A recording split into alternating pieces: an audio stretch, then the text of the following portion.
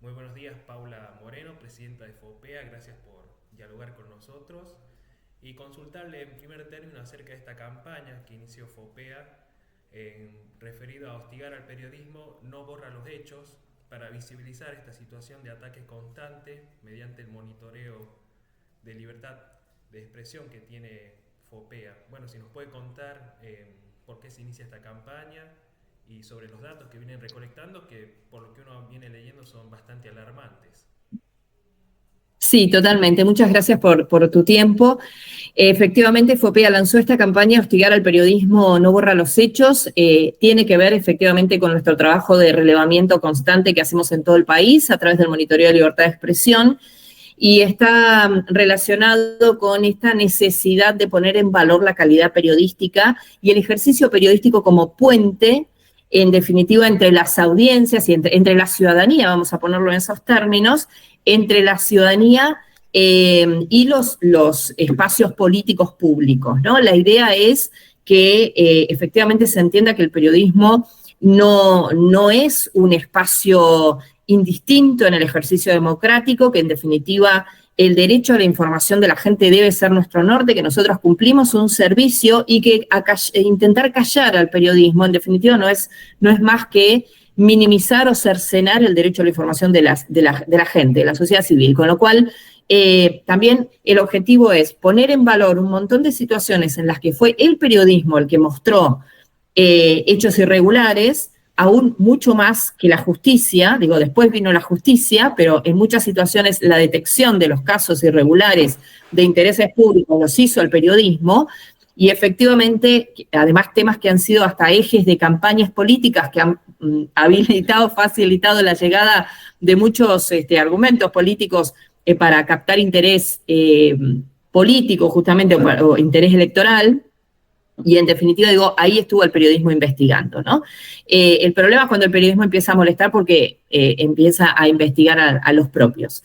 Pero bueno, es parte de la tensión casi lógica. A nosotros lo que nos preocupa es cuando hay extremos, ¿no? Y el hostigamiento es un extremo.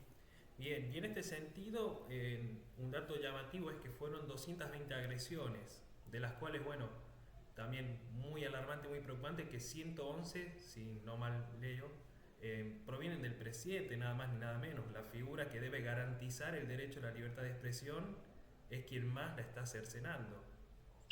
Bueno, nosotros tenemos, ese es uno de los datos de este último tiempo en nuestro monitoreo de libertad de expresión. El monitoreo tiene 16 años, con lo cual ha atravesado diferentes gobiernos, se extiende a lo largo y ancho de todo el país, hay monitores en todo el país, y lo que sí tenemos es un registro, digamos, que se va modificando también en cuanto al tipo de agresor, al tipo de agresión, a quiénes son las víctimas, depende de los escenarios, ¿no? Es cierto que en este último tiempo lo que registramos es un crecimiento en los números, en cantidad de ataques a la libertad de expresión y de prensa en Argentina, con la principal línea política del país como principal agresor, el presidente de la Nación, funcionarios próximos al presidente de la Nación, y en muchos casos lo que nosotros hemos denominado prácticamente milicias digitales, que son grupos digitales, virtuales, que operan desde el mundo digital, sobre todo muy afines al gobierno, ¿no? En defensa de. Entonces, ahí nosotros lo que advertimos es que hay una necesidad de poner en tensión la credibilidad del periodismo y de los periodistas, en particular de la figura del periodista, y nos preocupa especialmente porque atacar la credibilidad de un periodista, en definitiva, es atacar el corazón de su ejercicio profesional, ¿no? Siempre digo que nosotros podemos cambiar de medio, o ir de un medio a otro, trabajar en distintos lugares, de hecho, así es, pero lo complejo es cuando atacan el corazón, tu credibilidad, lo que hiciste en ese recorrido, ¿no? Ese es nuestro gran capital, lo que uno es capaz de hacer. Al fin y al cabo. Exactamente. Entonces, ahí lo que tenemos es un tema muy complejo.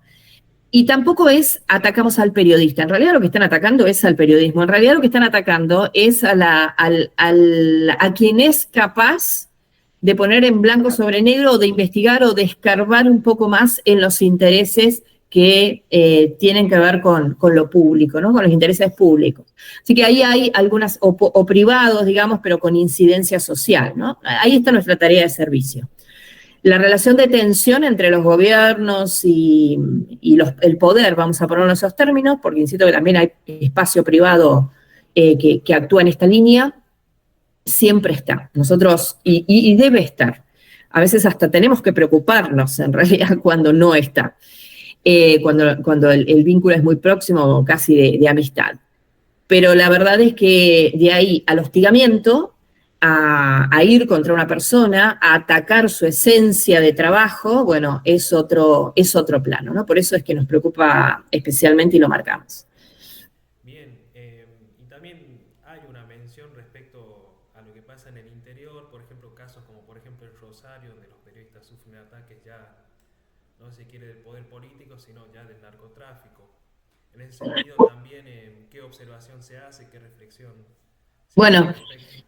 no, hacer periodismo nunca, tiene sus ribetes que no son fáciles, es una decisión de cada día, hay que volver a elegirlo cada día. Hacer el periodismo en las provincias y sobre todo investigación tiene particularidades, ¿no? Sobre todo por la proximidad, es menos anónimo quizás que en las grandes ciudades. Y eso también genera otros efectos, a veces muchos efectos que tienen que ver con la autocensura, con el mejor no me meto, con el conocer desde otros espacios, a veces de intercambio, a veces sociales, a los actores a quienes se está investigando. Nosotros en esta campaña en particular, vinculada con el hostigamiento, tomamos casos que son transversales a la historia. Dicho esto, por ejemplo, la ruta del dinero K, ¿no? Que fue un trabajo que hizo el programa Periodismo para Todos, que conducía Jorge Lanata. El caso Uribarri y la megacausa en Entre Ríos, que también tuvo derivaciones puntuales para Uribarri. Ahí hay un gran periodista de investigación como es Daniel Enz, que trabajó rigurosamente en ese tema. La violencia narco en Rosario. Ahí tenemos casos como el de Germán de los Santos, un eximio colega de investigación que vive en el lugar, porque esto también, insisto en esto, ¿no? Los colegas que investigan en su lugar, que no van desde la ciudad a investigar, se quedan 10 días y se van. No, viven ahí. Sus familias viven ahí, ¿no? El rebote de esa investigación va más allá de ellos. Entonces, digo, hay una situación puntual que también pone en valor el periodismo y la valentía de los periodistas de las provincias. El caso de las valijas en Buenos Aires, sin control en Aeroparque, que es reciente, ¿no? Y te podría agregar a esto el caso Libra también, que es otro de los grandes temas que se está investigando y que todavía no hay muchos avances en la justicia nacional, más bien en la justicia de afuera, digamos, quizás, algunos muy tibios, todavía muy poco. Ni hablar del caso de los audios reciente, ¿no? Que hasta terminó derivando en un intento de censura previa. Digo, son casos que efectivamente marcan que el periodismo hizo pie en esos temas, los marcó, logró la atención de la sociedad sobre el tema, y eso en definitiva es lo que termina preocupando, pero es nuestro trabajo, ¿no? Es así. Bien, y ahora, bueno, recapitulando, me dijo que hace 16 años se encuentra trabajando este monitoreo de libertad de expresión. Bueno, estos datos vienen en aumento cada año. ¿Hay un punto de retorno o ya estamos en la cresta de la ola y podría haber un descenso bajo? ¿Qué puede pasar? Porque la verdad que el No, panorama no lo sé. Te puedo decir lo que yo sí, sí, espero. sí, Espero que haya un descenso. A ver, espero que podamos convivir, cumplir cada uno su rol. Digo, los gobiernos tienen que gobernar y mirar y hacerlo bien. Nosotros tenemos que cumplir nuestra tarea de informar y nuestra tarea de cumplir nuestro rol de servicio hacia la ciudadanía. Esto también es servicio. Poner en blanco sobre negro estas situaciones, trabajar con rigurosidad, atacar la desinformación, ser transparentes nosotros, predicar con el ejemplo, lo mismo que le estamos pidiendo, nosotros también tenemos exposición pública y debemos ser transparentes. Hay mucho para revisar en la práctica periodística también, hay que decirlo. Ahora, ¿hacia dónde vamos? Yo realmente veo un mundo con un nivel de complejidad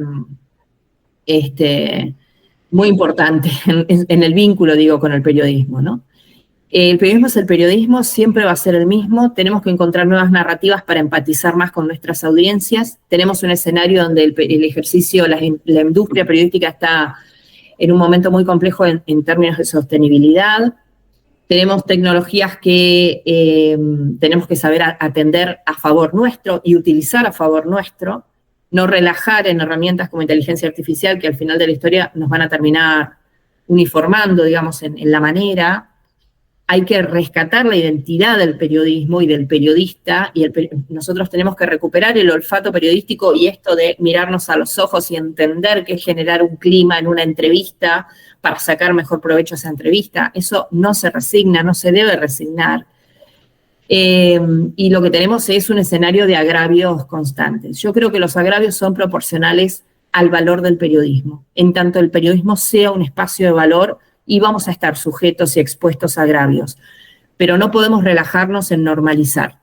Tenemos que seguir marcando que esto no está bien, que quien administra fondos públicos debe ser transparente.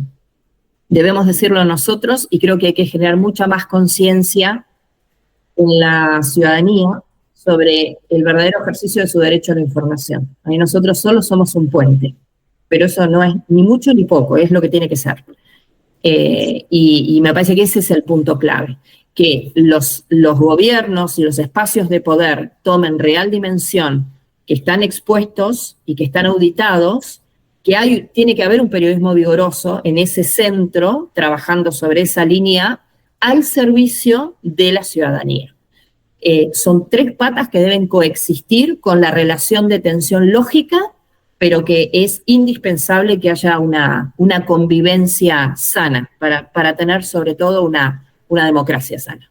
Parte del cuarto poder, como enseñan en la facultad. Sí, exactamente, sí. Bueno. Sí, sí, podemos discutirlo, pero sí, yo creo mucho en el concepto de servicio del periodismo. Sí, es cierto que hay un ejercicio de poder en eso también, hoy cada vez más diluido, pero me parece que nuestro valor está en hacer las cosas bien. Bien. Bueno, no hay más consultas por mi parte. Agradecerle por su tiempo y un honor para mí poder hablar con usted. Muy amable por tu tiempo y a disposición a lo que pueda resultar Esperemos útil. un nuevo Gracias. contacto. Muchísimas gracias. Que tenga Dale, buen muchas día. gracias. Un abrazo.